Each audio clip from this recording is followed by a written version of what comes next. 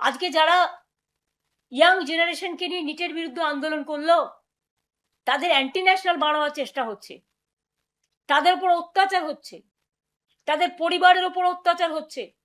আমি বলি, ওরে ভ্রষ্টাচারী সরকার, চ্যারিটি বিগিনস অ্যাট হোম। এই 3 মাসে বাংলায় তোমরা লক্ষ লক্ষ কোটি টাকা আমি শুনছি লুট হয়ে গেছে। কোনোদিন শুনেছেন স্লোগান দেয় রাম রাম, রামজির নামে? রামজি আমাদের কাছে মা দুর্গার পুজো করেছিলেন, রাম সীতা আমাদের কাছে চিরকালই আমরা জয় শ্রীরাম, গান্ধীজিও বলেছিলেন। কিন্তু এরা রাম মন্দির থেকে শুরু করে, পানিহাটির মন্দির থেকে শুরু করে, বর্ধমানের সর্বমঙ্গলা মন্দির থেকে শুরু করে, আরো অনেক মন্দির থেকে, বেনারস থেকে শুরু করে, মধ্যপ্রদেশ থেকে শুরু করে, আসাম থেকে শুরু করে প্রণামী বাক্স লুট করছে। ভাবছে প্রণামী বাক্সটাও বিজেপির অধিকার। পুকুর সংস্করণ নিয়ে বর্ধমানে দেখলাম 2জন মহিলা খুব প্রতিবাদ করছিলেন, তাদের জায়গা, অথচ তারা জানে না গেরো বাহিনী গিয়েও উদ্বোধন করবেন। যার তার জায়গা দখল করে নিচ্ছে। ঠিক আছে, হকারদের নিয়ে তোমাদের এত আপত্তি, অল্টারনেটিভ পথ কেন তৈরি করলেন না? একটা মানুষের রুজি রোজগার কাটতে গেলে তাকে বিকল্প পথের সন্ধান দিতে হয়।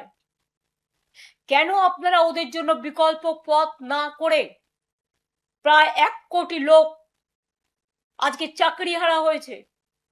অন্নপূর্ণা ভান্ডারের নামে অনেক ভাওতা হয়েছে, অনেক মহিলার নাম বাদ গেছে।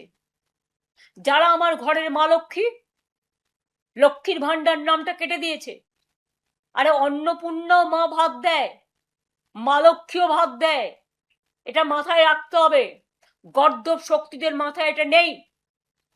অনেক উইডোরা পেনশন পায়নি। আজকে 3 মাস বাদে 4 আগস্ট, যখন 4 মাস শুরু হতে যাচ্ছে, আজকে 3 মাস পরে কথাগুলো বলছি। যে আশাকর্মী মারা গেছে, আমি সব আশাকর্মীদের পাশে আছি এবং আমি ইমিডিয়েট একটা টিম পাঠাতে চাই। আমি 2-1 দিনের মধ্যেই পাঠাবো, তাদের পরিবারের সাথে কথা বলবো। আমি নিজে যেতে চাই, আমাকে বেরোতে দেওয়া হচ্ছে না। যদিও আমার এখানে কোনো সিকিউরিটি নেই, আমার সিকিউরিটি চাই না। এমনকি 2টো কর্পোরেশনের আমাদের সহকর্মী বন্ধু, যারা আমাদের দিনরাত খাটে, রাস্তা পরিষ্কার রাখে, জল পরিষ্কার রাখে, নর্দমা পরিষ্কার রাখে, আমার এখানে ঝাড়ু দিতে আজ থেকে প্রায় 30 বছর, তাদের ঝাড়ুটা পর্যন্ত কেড়ে নিয়ে যাওয়া হয়েছে। অনেক অসম্মানিত করেছেন। আমি আপনাদের ঝাড়ু, ওটা আপনাদেরই যোগ্য, আপনাদের কাছে ফিরে গেছে। আমি আপনাদের ঝাড়ু নিয়ে পরিষ্কার, দরকার হবে নিজে পরিষ্কার করব। আমি বাগান পরিষ্কার করতে ভালোবাসি, আমি ঘরের কাজ করতে ভালোবাসি, কিন্তু মানুষের জানা দরকার কোন লেভেলে এরা গেছে। আমরা কেউ জানি না কত হাজার কেস হয়েছে মানুষের নামে, সব জেলে। বাংলাটাকে একটা কারাগারে পরিণত করে দিয়েছে। কোথায় গেল আমার সোনার বাংলা? কোথায় আমার মামাটি মানুষের বাংলা? কোথায় রবীন্দ্রনাথ ঠাকুরের বাংলা? কোথায় নজরুলের বাংলা? কোথায় বিদ্যাসাগরের বাংলা? কোথায় রাজা রামমোহন রায়ের বাংলা? কোথায় নেতাজি সুভাষচন্দ্র বোসের বাংলা? কোথায় সম্প্রীতির বাংলা? কোথায় সংস্কৃতির বাংলা? ক্ষমতা এসে সব গৌরকীকরণ, মাথা থেকে পা পর্যন্ত। অন্যদের বলছে চোর, আর তোমরা তো নিজেরাই এই সরকারে ছিলে বাবা প্রায় 11 বছর। তার আগেও বাবা এমপি, তুমি এমপি, বাবা মন্ত্রী কেন্দ্রীয় সরকারের তৃণমূল কংগ্রেসের দৌলতে। তখন তোমরা কিচ্ছু করো, ভাজা মাছটা উল্টে খেতে জানো না। আজকে যত দোষ নন্দ ঘোষ, তোমার বিজেপি এমএলএ গিয়ে বসছে বিডিওর চেয়ারে, বিজেপি এমএলএ গিয়ে বসছে আইসির চেয়ারে। এটা কি তাদের কাজ? না পুরো ফান্ড সাজিয়ে বসেছে, টেবিল সাজিয়ে বসেছে, এত টাকা দাও, অত টাকা দাও, টাকার বান্ডিল গোনা হচ্ছে। আর কে বলছে মাফিয়াদের কথা? যারা মাফিয়াদের সবচেয়ে বেশি মদত দিয়েছেন, খুন খারাপিতে মদত দিয়েছেন, চুরি ডাকাতিকে মদত দিয়েছেন, ব্রিজমোহন কেসে বক্সার কুস্তিগির বিচার পায় না, 2.5 বছরের বাচ্চাকে আপনারা বিচার দেন না, প্রায় 21-22 জন মহিলা ধর্ষিতা হয়ে গেছে। হ্যাঁ, একজনেরও ঘটনা ঘটলে আমরা সবসময় অ্যাকশন নিয়েছি। এতজন মহিলা ধর্ষিত হয়ে যাওয়ার পরেও আপনারা কারো বাড়িতে যোগাযোগ করতে দিচ্ছেন না, পুলিশ দিয়ে থ্রেট করছেন যাতে কেউ আসতে না পারে। এইভাবে চলবে?